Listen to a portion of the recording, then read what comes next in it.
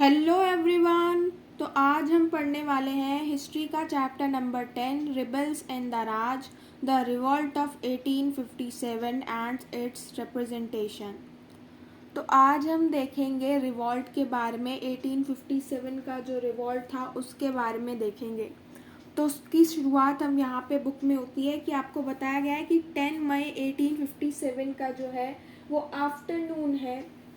अब आफ्टरनून में क्या होता है, लेट में सिपॉइज जो होते हैं मेरठ में वो broke out in mutiny. Mutiny मतलब क्या कि वो रिबल कर देते हैं एक तरीके से। वो कोई भी रूल एंड रेगुलेशन नहीं मानते हैं, सारे रूल एंड रेगुलेशंस को तोड़ना स्टार्ट कर देते हैं। उनके लिए जो भी रूल्स बनाए गए हैं वो सबको तोड़ना स्टार्ट कर देते हैं। और सबसे पहले कौन स्टार्ट करता है, पहले नेटिव इन्फेंट्री जो पैदल चलने वाले सैनिक हैं वो बात को मानना बंद करते हैं। फिर कैवलरी जो घुड़सवार हैं वो बात को मानना बंद करते हैं। और फिर वो क्या करते हैं, जो नॉर्मल लोग हैं वो भी जो सिपोइज हैं इनको ज्वाइन कर लेते हैं। इनके आसपास जो गांव वाले हैं वो सब इनको ज्वाइन कर लेते हैं।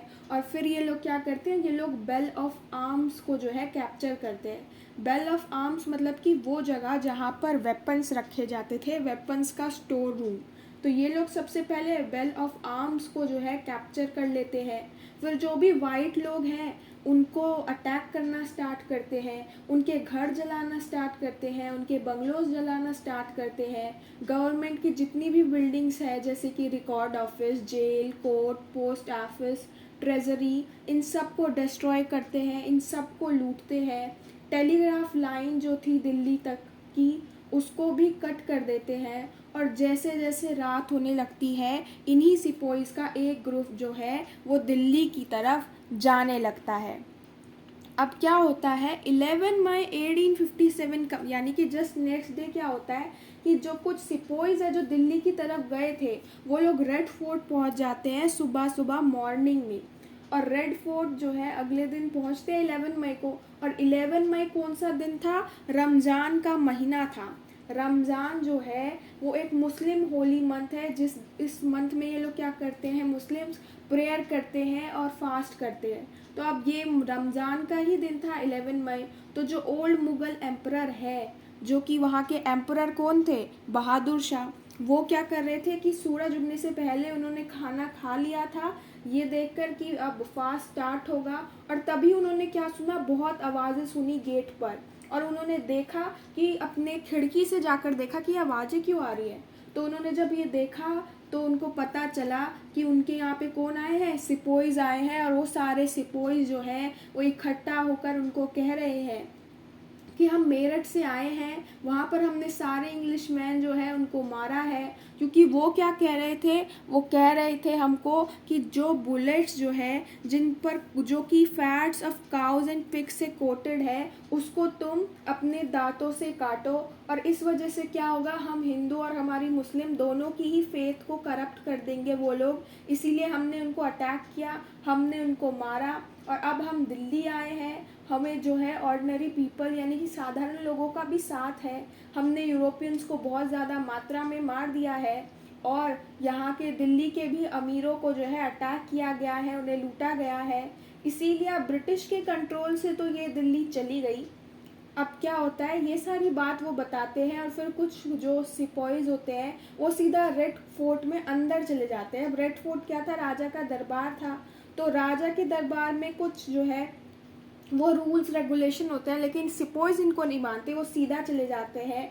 और ये वो क्या डिमांड करते हैं राजा से, वो कहते हैं बहादुर शाह से कि आप हमारे इस मूवमेंट को, हमारे इस रिबेलियन को क्या करो, अपनी ब्लेसिंग्स दो। और हम चाहते हैं कि हम ये जो रिवॉल्ट है वो आपके नाम पर लेकर जाना चाहते हैं, कि आपका नाम भी जुड़े, आप भी हमारा साथ दो। अब राजा के पास ज़्यादा ऑप्शन नहीं थे क्योंकि उसके आसपास सिपोइज थे।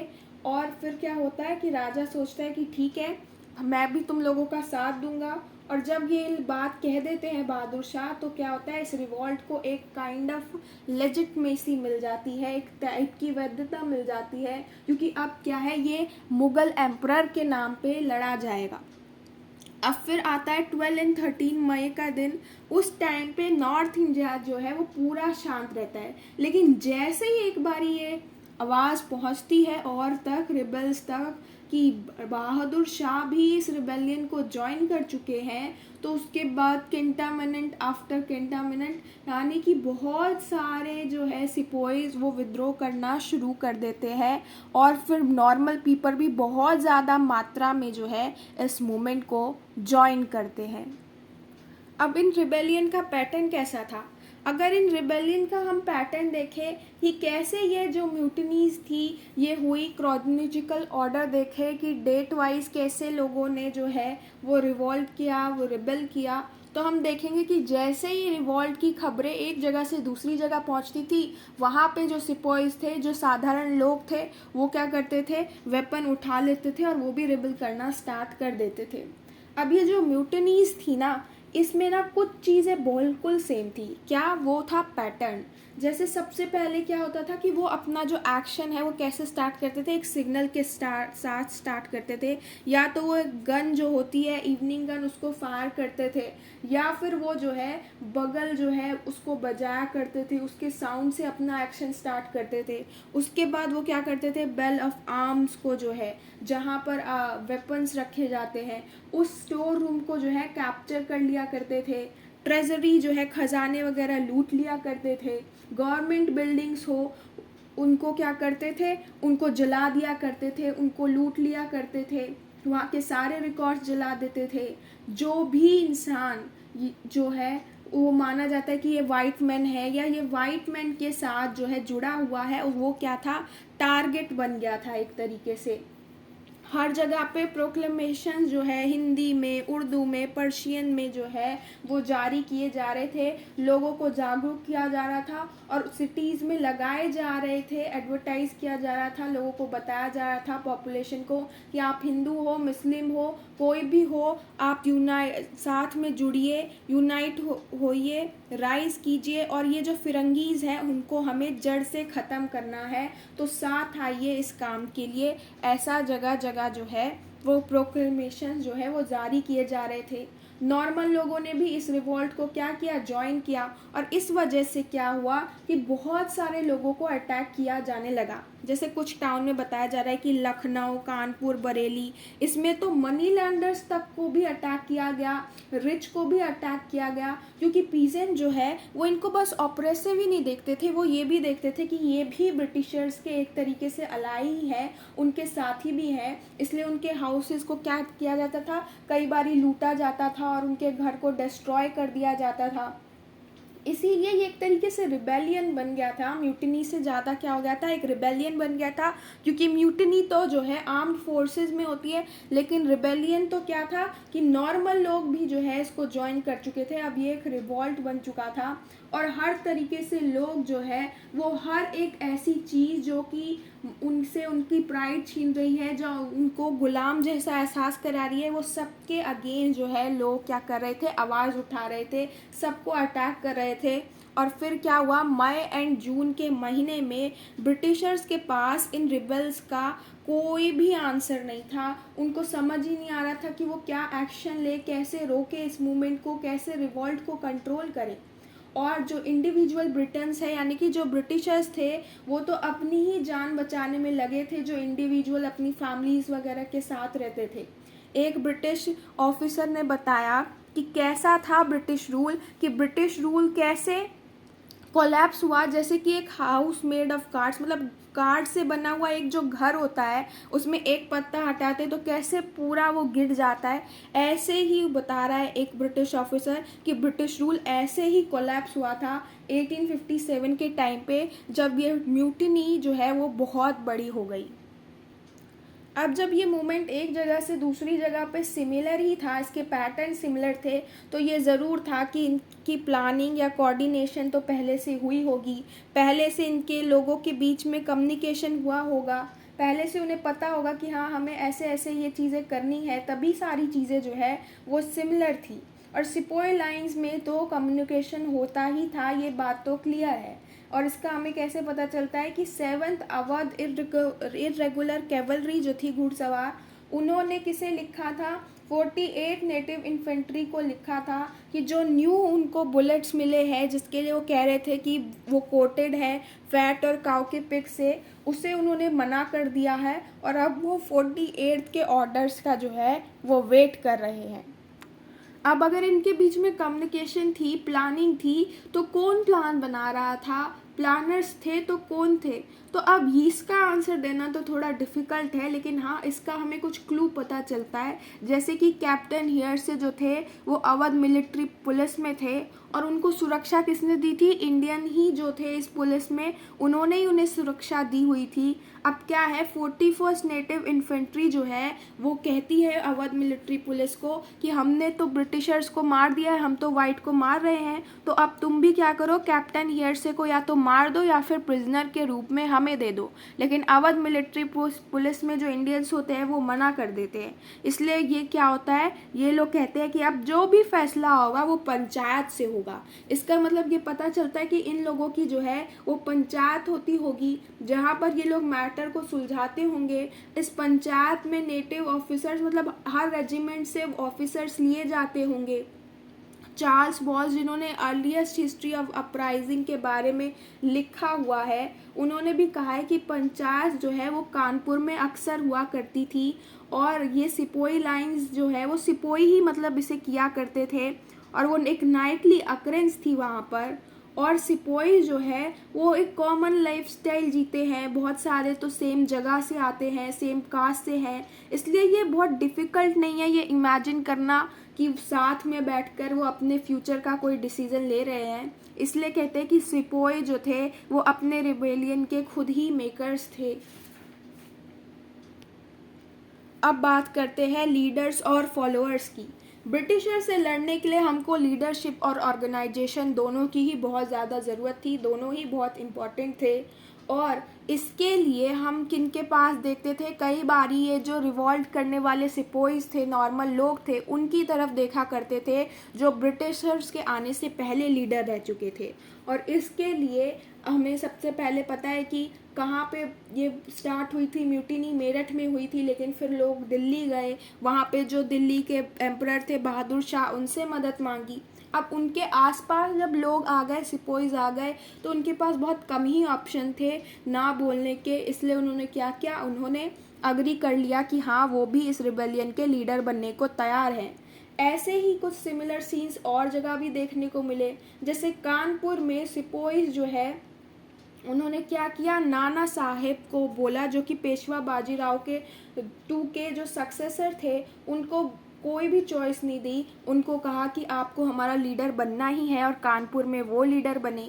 ऐसे ही झांसी में जो है रानी लक्ष्मीबाई लीडर बनी। बिहार में एक अर्रा है, वहाँ पर ज़मींदार थे कुंवर सिंह, वो भी कुंवर सिंह जो है वो एक लोकल ज़मींदार थे, वो जाकर क्या बने, लीडर बने। ऐसे ही बात किया गया है कि अवध में बिरजिस कदर, जो नवाब वजीद अली शाह थे, उनके बेटे जो है वो लीडर बने। तो ऐसे ही बहुत अलग अलग जगह से हमें जो है लीडर देखने को मिले, लेकिन ऐसा नहीं था कि हर जगह पे जो लीडर है वो राजा रानी, ज़मींदार, नवाब यही होंगे। कई बारी जो है वो नॉर्मल लोग भी इसमें जो है उसको ज्वाइन करते थे, वो भी एक जगह से दूसरी जगह जाया करते थे मैसेज वगैरह लेकर, और वो रिलीजियस मैन भी जाया करते थे। तो हर जगह सिर्फ लीडर्स जो है वो राजा रानी नवाब ही नहीं थे। हाँ, कुछ अलग खबरें भी आती थी, जैसे मेरठ में खबर आई थी कि एक फ़कीर है जो कि एलिफेंट पर जो है राइड करते हुए आता है और सिपोही जो है उसको विज़िट कर रहे हैं, उससे आशीर्वाद ले रहे हैं। ऐसे ही लखनऊ से खबर आई थी अवध के एनेक्सेशन के बाद में कि बहुत सारे रिलीजियस लीडर्स जो है या सेल्फ स्टाइल्ड प्रॉफिट्स हैं, वो बता रहे हैं कि कैसे ब्रिटिश रूल ख़त्म होगा, इनका डिस्ट्रक्शन होगा। ऐसे ही लोकल लीडर्स और भी थे जो कि पीजेंट, ज़मींदार या गांव के लोगों को कहते थे कि तुम भी रिवॉल्ट करो, ब्रिटिशर्स के अगेंस्ट आवाज़ उठाओ। जैसे शामल के बारे में बताया है, ये क्या करते थे, प्रगना बरो जो एक गांव है उसके विलेजर्स को कहते थे कि तुम भी अपनी आवाज़ उठाओ। ये कहाँ पे है, ये यूपी में है। ऐसे ही गुनू एक ट्राइबल कल्टीवेटर था सिंहभूम छोटंगपुर में, जो कि एक रिबेल लीडर बन गया था, कोल ट्राइब रीजन में था। उसका क्या बन गया था, एक तरीके से लीडर बन गया था। ये भी यही कह रहा था कि हमें जो है ब्रिटिशर्स के अगेंस्ट अपनी आवाज़ को उठाना चाहिए। अब रिवॉल्ट ऑफ 1857 होने के पीछे एक बहुत बड़ा हाथ रूमर्स का भी था, अफवाहें का भी था, और इन अफवाहों की वजह से ही लोग एक्शन में आए। हमने देखा कि स्टार्टिंग में जब सुपॉइज दिल्ली जाते हैं तो बहादुर शाह को कहते हैं कि हमें ऐसे बुलेट्स दिए गए हैं जो कि काऊ और पिग के फैट से बने हुए हैं, और हमें क्या बोला जा रहा है कि इसे अपने दांत से काटो, जिसकी वजह से मुस्लिम और हिंदू दोनों के ही फेथ जो है वो करप्ट हो जाएंगे।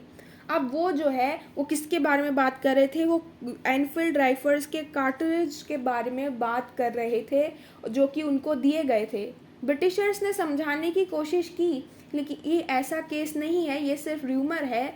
लेकिन फिर भी ये खबर जो है वो बहुत तेज़ी से फैली, और बहुत तेज़ी से फैलने की वजह से ब्रिटिशर्स की बात का किसी ने भरोसा नहीं किया।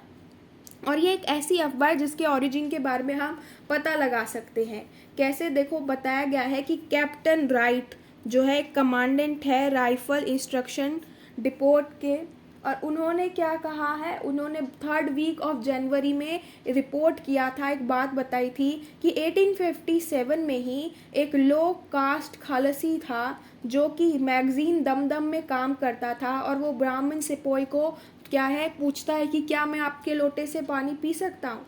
तो वहाँ पर ब्राह्मण मना कर देता है, ये कहते हुए कि अगर वो ब्राह्मण के लोटे को छुएगा तो वो तो लो कास्ट से है, तो ब्राह्मण का लोटा जो है वो क्या है पॉल्यूट हो जाएगा, अशुद्ध हो जाएगा, इस वजह से वो उसको नहीं छू सकता। तो तब वो लो कास्ट खालसी जो रिपोर्टर था वो कहता है कि तुम्हारा जो ये कास्ट है वो जो है सून ही तुम लूज़ कर दोगे, वो करप्ट हो जाएगा, क्योंकि तुमको कार्टरिज जो है वो बाइट करने पड़ेंगे जो कि काऊ और पिग के फैट से बने हुए हैं। अब ये रिपोर्ट कितनी सही है ये तो हमें नहीं पता, लेकिन जब से ये अफवाह फैलना स्टार्ट हुई ब्रिटिशर्स ने बहुत सारी जो है एक्सप्लेनेशन दी, बहुत ज़्यादा अश्योरेंस दी, लेकिन उसका कोई फ़ायदा नहीं हुआ। ये र्यूमर तो है आग की तरह फैल गई। और ये अकेली अफवाह नहीं थी, और भी बहुत सारे अफवाहें उस वक्त में चल रही थी नॉर्थ इंडिया में। जैसे कि दूसरी अफवाह क्या थी कि ब्रिटिशर्स क्या कर रहे हैं, वो एक टाइप से कॉन्स्पिरेसी बना रहे हैं कि कैसे हम हिंदू और मुस्लिम के कास्ट और रिलीजन को ख़त्म करके रख दे, करप्ट कर दे। और ऐसे ही रूमर्स फैल रहे थे कि ब्रिटिशर्स ने क्या किया है, बोन डस्ट मिला दिया है काऊ और पिग का आटे में। इस वजह से चाहे शहर हो चाहे गांव हो, जो सिपोइज हैं, जो नॉर्मल लोग हैं, उन्होंने आटे को छूने से मना कर दिया। ऐसे ही ब्रिटिशर्स के बारे में ये भी खबर थी कि वो इंडियंस को क्या करना चाहते हैं, क्रिश्चियनिटी में कन्वर्ट करना चाहते हैं। ब्रिटिश ऑफिसर्स जो है उनकी ऐसी अफवाहें बहुत ज़्यादा फैलती थी। उसी टाइम पे बहुत ज़्यादा ऐसे लोग थे जो कि ये प्रिडिक्ट किया करते थे, ये बताया करते थे कि ये जो बैटल ऑफ प्लेसी है 23 जून 1857 को, इस दिन ब्रिटिश रूल ख़त्म हो जाएगा। और इस वजह से लोगों को और ज़्यादा लगता था कि हाँ ये कॉन्स्पिरेसी सही है और इसके लिए हमें क्या करना चाहिए, आवाज़ उठानी चाहिए, ये र्यूमर्स सही है, ऐसा ब्रिटिशर्स कर सकते हैं। अब ऐसा नहीं है कि सिर्फ रूमर्स ही एक ऐसी चीज़ थी जो उस टाइम पर फैल रही थी। कुछ रिपोर्ट्स बताती है कि उस टाइम पे और भी चीज़ें चल रही थी, जैसे कि चपाती जो है वो एक जगह से दूसरी जगह जो है डिस्ट्रीब्यूट किए जा रहे थे। बताया जा रहा था कि एक आदमी है वो रात को आता है और एक गांव का जो वॉचमैन है उसको कुछ रोटी चपाती देकर जाता है और उसको कहता है कि 5 और बना के दूसरे गांव में जो है बांट देना। अब इसका क्या मीनिंग था वो उस टाइम पे क्लियर नहीं था, आज भी क्लियर नहीं है, लेकिन हाँ लोग इसे कुछ अनयूजुअल देखते थे, कुछ अलग देखते थे। अब देखते हैं कि लोग इन रूमर्स में बिलीव ही क्यों करते थे। तो हम ये सिर्फ इस चीज़ से नहीं पता लगा सकते कि ये रूमर सही है या गलत है, हमें ये देखना पड़ता है कि रूमर्स जो भी बताए जा रहे हैं वो कितना लोगों के माइंडसेट के साथ मैच कर रहे हैं। अगर लोगों को डर है कि हाँ ब्रिटिशर्स कुछ गलत कर सकते हैं तो उस टाइम पे जो भी रूमर्स चलेंगे नॉर्मल लोग क्या करेंगे, उन सबको मान लेंगे। इसलिए रूमर्स जो है उस पर लोग तभी भरोसा करते हैं जब लोगों को जो डर होता है वही उस रूमर्स में होता है, वही अफवाहें उससे ही जुड़ी जब फैलती हैं तभी लोग उसको भरोसा करते हैं।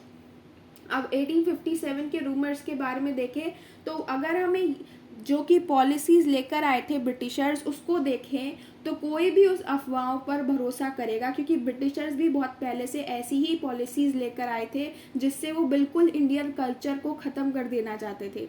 जैसे कि governor general Lord William Bentinck जो थे, उन्होंने क्या किया, वो इंडियन सोसाइटी को रिफॉर्म करना चाहते थे। और रिफॉर्म किस तरह करना चाहते थे? वेस्टर्न एजुकेशन लाकर, वेस्टर्न आइडियाज़ लाकर, वेस्टर्न इंस्टीट्यूशन लाकर। ऐसे ही उन्होंने क्या किया, इंग्लिश मीडियम स्कूल्स जो है वो यहाँ पर बनाना स्टार्ट कर दिया, जहाँ पर साइंस सिखाई जाएगी, लिबरल आर्ट सिखाई जाएगी। और उन्होंने क्या किया कि सती जो था वो 1829 में उसको ख़त्म कर दिया। ऐसे ही परमिट कर दी कि विधवाओं की शादी फिर से हो सकती है, रीमैरिज ऑफ हिंदू विडोज़। और ऐसे ही बहुत सारा उन्होंने क्या किया, गलत काम भी किया। जैसे वो टेरिटरीज जो है वो एनेक्स कर लिया करते थे। जैसे कि कहीं जगह पर मान लो राजा का कोई भी आगे बेटा है नहीं राज्य संभालने को, अब उसने राजा ने अडॉप्ट किया, लेकिन अडॉप्शन को ब्रिटिशर्स मानते नहीं थे और गवर्नमेंट हो रही है वहाँ पे, मिस गवर्न हो रहा है किसी राज्य में। इस बेसिस पर क्या करते थे, कुछ एरिया जो है ब्रिटिशर्स अनेक्स कर लिया करते थे, जैसे कि अवध, झांसी, सतारा। और वहाँ पर जैसे ही आते थे अपने सिस्टम्स लेकर आते थे, अपने तरीके से एडमिनिस्ट्रेशन लगाते थे, लॉज लेकर आते थे, land settlement, land revenue collection सब अपने तरीके से करते थे। और इसका असर पड़ता था नॉर्थ इंडिया के उन लोगों पर जो कि वहाँ पर रह रहे हैं। लोगों को लगता था कि जो चीज़ें उनके पास थी जिसे वो अच्छा मानते थे, चाहे किंग हो, चाहे कस्टम्स हो, चाहे रेवेन्यू पेमेंट हो, वो सब डिस्ट्रॉय हो गया, सब ख़त्म कर दिया। और उसको किसने ख़त्म किया? इन ब्रिटिशर्स ने ख़त्म किया। इस वजह से लोग इन रूमर्स पे ज़्यादा भरोसा करते थे, क्योंकि ब्रिटिशर्स भी ऐसी ऐसी पॉलिसीज़ लेकर आए थे पहले। तो आज की वीडियो में इतना ही। नेक्स्ट वीडियो में इससे आगे का टॉपिक कवर करेंगे। तब तक के लिए आप सब्सक्राइब कर सकते हैं मेरा दूसरा चैनल अभ्यास, जहां पर आपको इंग्लिश और हिंदी का फ्री कंटेंट मिलेगा। और इस चैनल का लिंक भी मैंने डिस्क्रिप्शन में दे दिया है। तो मिलते हैं नेक्स्ट वीडियो में, तब तक के लिए बाय बाय।